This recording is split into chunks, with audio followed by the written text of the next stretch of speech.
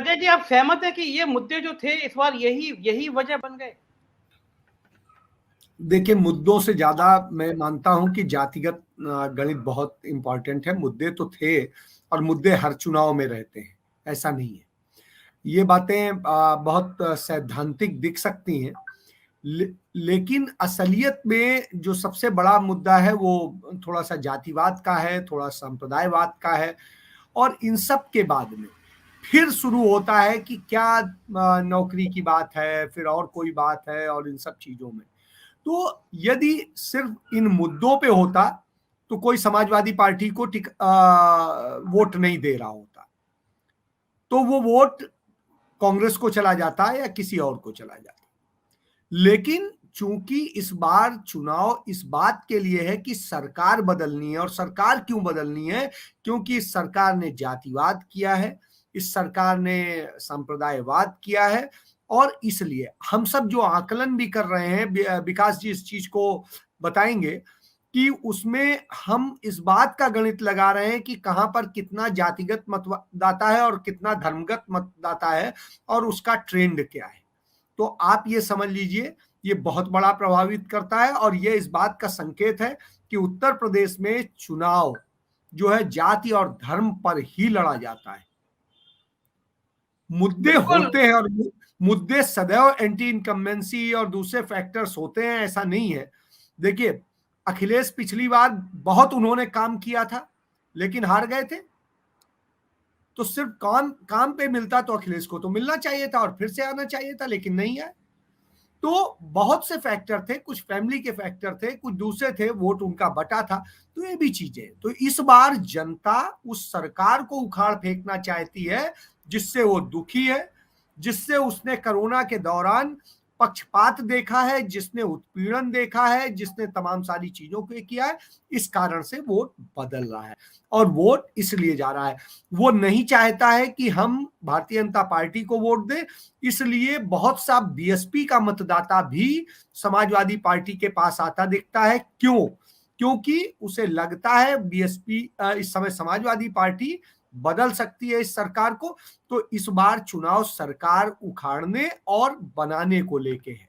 अब सरकार कौन उखाड़ पाएगा इस पर निर्भर करता है, और सत्ता के लिए जो कर रहे हैं वो कितना मजबूत होंगे इस पर निर्भर करता है। तो इस आधार पर चुनाव ज्यादा है। जी सुशील जी, आप क्या सहमत है कि विकास से ज्यादा जो सबसे बड़ा मुद्दा था वो विकास था, कि विकास कौन करा पाएगा, बेरोजगारी ज्यादा बड़ा मुद्दा था?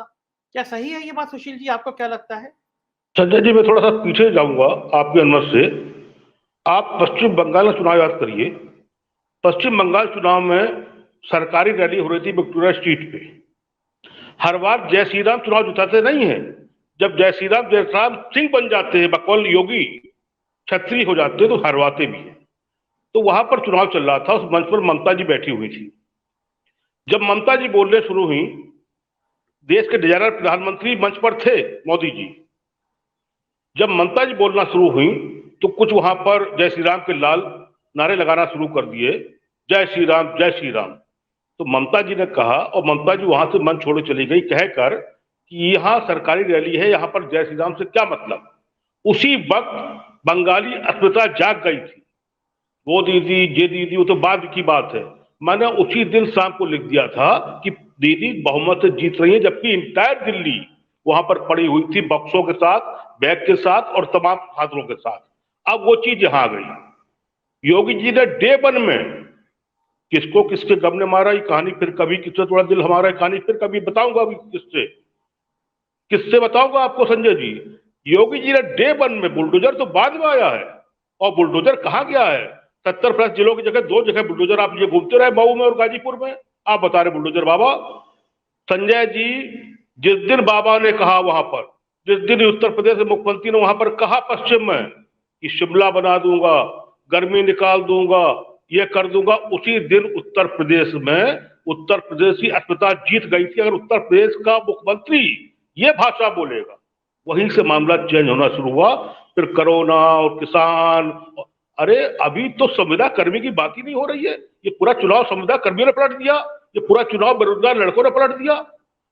बीच के जो लखनऊ मध्य का चुनाव है, जाटलैंड यादव लैंड, किसान लैंड की जगह जब लखनऊ चुनाव आया है संजय जी, तो यहाँ पर संविदा कर्मियों ने चुनाव पलट दिया, यहाँ पर बेरोजगारों ने चुनाव पलट दिया, यहाँ पर राज कर्मचारियों ने चुनाव पलट दिया, यहाँ पर उन लड़कों ने जिन्होंने मार खाई उन्होंने चुनाव पलट दिया। असली खेल तो लखनऊ मध्य के आसपास हुआ है। बाकी तो उधर दाएं हाथ पे जब आ रहे हैं पूर्वांचल पे, तो वहां तो जो कोरोना के लोग एक एक 100 मीटर 500 किलोमीटर 1000 किलोमीटर चल के आए थे, उनकी यादें और कराहें बोल रही हैं। इस चुनाव में जो स्थितियां बन के आ रही हैं, उभर के आ रही हैं, वो स्थितियां उन्हीं चीजों की के रूप में उभर के आ रही हैं।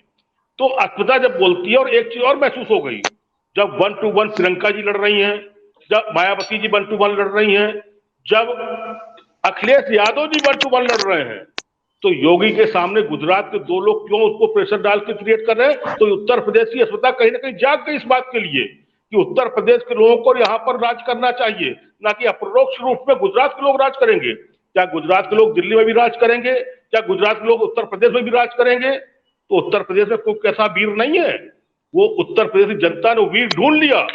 उत्तर प्रदेश जनता ने वीर ढूंढ लिया। अभी 10 मिनट बाद आप बता देंगे, हम सब जान रहे हैं, क्योंकि ये चुनाव 1 to 1 बाइपोलर जनता ने लड़ा है। अखिलेश जी का बहुत बड़ा रोल नहीं रहा है, विकास काम बहुत किए उन्होंने। लेकिन और एक चीज बताया संजय जी, अगर पिछली बार बहुमत से सरकार आई थी, तो अब की ये सरकार जो आ रही है, अभी बहुमत से आ रही है, कोई जरूरत किसी को किसी की पड़ेगी नहीं। पूरी सरकार, आप सबका मेहनत पसीना खाली नहीं जाएगा, पूरी बहुमत सरकार आ रही है। बाकी 10 मिनट आप बताइए, देखिए जो बताने वाले हैं। लक्ष्मण जी, क्या लग रहा है आपको, उत्तर प्रदेश में जो सरकार आएगी वो बहुमत से आएगी या हंग असेंबली होगी?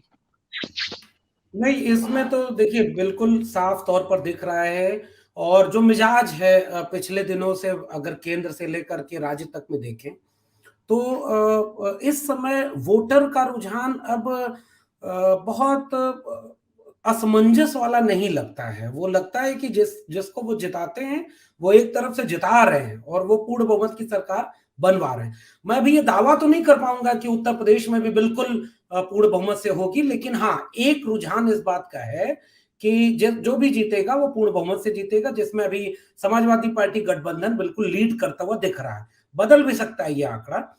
अब दूसरी बात जो मैं पिछली टिप्पणी में कह रहा था, जो अजय जी ने जोड़ा कि नए मुद्दे तो हर चुनाव में होते हैं, उसके साथ जाति अहम है, मैं इसे दूसरे ढंग से देखता हूं। मैं कह रहा हूं कि जाति है, और ये तो उत्तर प्रदेश, बिहार या उत्तर भारत की एक खूबसूरत बात है, जहां जाति के नाम पर इस तरह से मुखर राजनीति नहीं है। वो उत्तराखंड से लेकर के ये मध्य प्रदेश, राजस्थान, गुजरात, इन सब में देख लीजिए, जाति है, लेकिन जाति के नाम पर राजनीति वहां नहीं होती, तो वहां क्या स्थितियां हैं। तो ये एक बहस का मसला है। फिलहाल मेरा कहना यह है कि एक समीकरण पैरेलल काम कर रहा है। आप प्राथमिकता पर जाति रखना चाहते हैं, मैं भी सहमत हूं कि हाँ, एक गठजोड़ बनाया उन्होंने, लेकिन मुद्दे भी केंद्र में रहे, जिन्होंने जो फ्लोटिंग वोटर है उनको असर पैदा। इस बीच में कुछ चैनलों ने उत्तराखंड का देना शुरू कर दिया है एग्जिट पोल, क्योंकि वहां चुनाव हो चुका है। एबीपी का आया है, मेरी टीम ने दिया है। उत्तराखंड में एबीपी के एग्जिट पोल के मुताबिक बीजेपी को 26 से 32 सीटें मिल रही हैं, कांग्रेस 32 से 38 सीटें लेकर सबसे आगे है, और आम आदमी पार्टी को 0 से 2 सीटें मिल सकती हैं। मतलब कांग्रेस के लिए एक अच्छी खबर है। राजेश जी, क्या कहेंगे आप इस पे कि कांग्रेस क्या उत्तराखंड में सरकार बनाने जा रही है? बहुत दिनों बाद कांग्रेस को बड़ी खुशखबरी मिलने वाली है। संजय जी, देखिए, बीच में चुनाव जी बीच में एक बहुत अहम खबर दे दूं, आपने चूंकि ये बात करी है। पंजाब का एक्सेस माई इंडिया ने सर्वे दे दिया है, और पंजाब में बीजेपी को 1 से 4 सीट एक्सेस माई इंडिया प्रदीप गुप्ता जी ने नवाजा है। हाँ, और मुझे लगता है कि प्रदीप गुप्ता जी पता नहीं ये कैसे कर पाए, हिम्मत को दाद देते हैं, बड़ी अच्छी। मैं अभी पंजाब में भी आऊंगा। अभी अब तक पंजाब के बारे में संजय जी, अब तक 4 एग्जिट पोल आ गए हैं दरअसल जी। तो एक एग्जिट पोल पंजाब में आम आदमी पार्टी की सरकार बता रहा है, और बहुत ही जिम्मेदार संस्थान है वो। भास्कर ने भी कहा है कि पंजाब में सबसे बड़ी पार्टी आम आदमी पार्टी है। 4 आ चुके हैं, लेकिन नहीं जी। तो मैं बात वो उत्तराखंड की आप जो पूछ रहे थे, उत्तराखंड की जो आप बात पूछ रहे थे, उत्तराखंड में जो है एबीपी के हमने हाल के समय में एक सेकंड राजेश भाई सेकंड रोक के मैं कह रहा हूँ, पंजाब में मैं कह रहा हूँ, और ये नोट करिएगा, मेरी समझ से 55 सीटें कांग्रेस की आ रही है। चलिए अभी आते हैं, हम लोग केवल एग्जिट पोल में बात कर रहे हैं, वो तो अलग अलग अपने राय लेते रहेंगे। जैसे जैसे एग्जिट पोल आएंगे मैं आपको बताता रहूंगा, उस पर हम लोग डिस्कस करते रहेंगे। तो राजेश जी, उत्तराखंड में जो है 4-4 5-5 मुख्यमंत्री बदले बीजेपी ने, तब भी नतीजे में अगर कांग्रेस सबसे बड़ी पार्टी के रूप में उभर रही है तो इसके क्या संकेत है? देखिए, उत्तराखंड एक ऐसा प्रदेश है जो वास्तव में जैसे आपने कहा ना कि बीजेपी ने बदले हैं मुख्यमंत्री, कांग्रेस ने भी मुख्यमंत्री बदले हैं और पिछले 20-22 साल में जब से उत्तराखंड बना है, नारायण दत्त तिवारी के अलावा कोई मुख्यमंत्री ऐसा नहीं है जिसने अपना कार्यकाल पूरा किया हो। एक बात। दूसरी बात यह है कि एबीपी का जो सर्वे है, हमने उत्तराखंड के संदर्भ में खासतौर पर अगर मैं कहूं तो एबीपी का जो सर्वे है वो आमतौर पर ठीक रहता है और बहुत सच्चाई के निकट रहता है। तीसरी चीज यह है कि इस बार जिस तरह से आयाराम गयाराम उत्तराखंड में हुआ है और सत्तारूढ़ पार्टी भारतीय जनता पार्टी में भगदड़ मची है, उसका लाभ कांग्रेस को ही मिलना था क्योंकि वहां सीधा मुकाबला है। तो या तो लोग कांग्रेस से बीजेपी में जाते हैं या बीजेपी से कांग्रेस में जाते हैं। तो इस बार कांग्रेस को पिछले चुनाव में जो नुकसान हुआ था, क्योंकि जो निर्यात हुआ था भारतीय जनता पार्टी की तरफ हुआ था, इस बार आयात जो हुआ है वो कांग्रेस पार्टी की तरफ ज्यादा हुआ है अपेक्षाकृत भारतीय जनता पार्टी के। तो इसलिए ये भारतीय जनता पार्टी को एक नुकसान की वजह हो सकती है। लक्ष्मण जी, ये जो पहला झटका लगेगा उत्तराखंड से, लगातार वहां पे प्रधानमंत्री जी भी कहते हैं, अमित शाह ने रैलियां करी थी, ये अगर पहला झटका लगता है उत्तराखंड की तरफ से, तो इसके दिल्ली में झटके कैसे महसूस किए जाएंगे? दिल्ली में झटके बिल्कुल रिक्टर पैमाने पर 8 से ऊपर तो होंगे ही, उससे कम तो नहीं होगा। मेरा मानना ये है कि जब उत्तर प्रदेश के चुनाव को, और आप लोग तो देख रहा हूं मैं, आप एक पोल भी करा रहे हैं, उसमें मैं देख रहा हूं 90% लोग तो सपा गठबंधन को जिता रहे हैं, 10% लोग तो आपका एग्जिट पोल तो यहाँ पे दिख रहा है। मैं संजय जी बस एक बात याद कर रहा हूं कि बाकी ठीक है, चलिए चुनाव होता है, सब साख दांव पर होती है। आपकी सरकार केंद्र में भी हो, राज्य में भी हो, तो चुनाव मुश्किल भी कई बार होता है, एंटी इनकम्बेंसी होती है। लेकिन इस हद तक एंटी इनकम्बेंसी आप तय ही नहीं कर पा रहे हैं कि मुख्यमंत्री के चेहरे पर चुनाव लड़े कि ना लड़े। मुख्यमंत्री उत्तराखंड में आपने बदला, उसी समय यहां भी बदल रहे थे, और आप तो ऐसे चैनल है जो अंदर की खबरें कितनी लीक करते रहे, आपकी भी कम भूमिका नहीं है।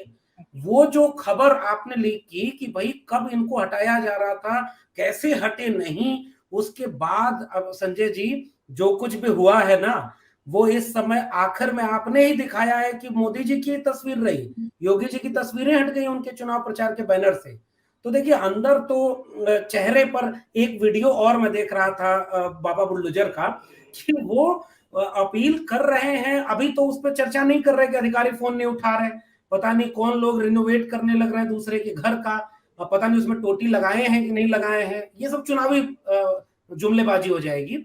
वो जो चेहरा गिरा हुआ था ना, जिसमें वो एकदम निराश होकर के अपील कर रहे थे, और उस अपील में कह ये रहे थे कि वोट हमें दो, और चेहरे का भाव ये कह रहा था अब हमें देकर वोट क्या करोगे, अब हम तो हार रहे हैं। तो वो जो बॉडी लैंग्वेज, जो भाषिक आंगिक भाषिक आहार है, हम लोग पढ़ते हैं भाषा, उसमें लग रहा है कि ये अंदर उनको भी लग रहा है कि हम चुनाव हार रहे, 3 दिन बनारस में बैठना पड़ा है, क्योंकि उनको भी समझ में आ रहा है कि जनता अब उस तरह से तो नहीं रही कि आपके हर एक झूठ पर केवल राष्ट्रवाद, केवल धर्म, केवल जो है भावुकता। हालांकि अभी भी लाभार्थी समूह की बहस कौन ले आया इस पूरे डिबेट में, लाभार्थी समूह की बहस लाने वालों को भी पहचानिए।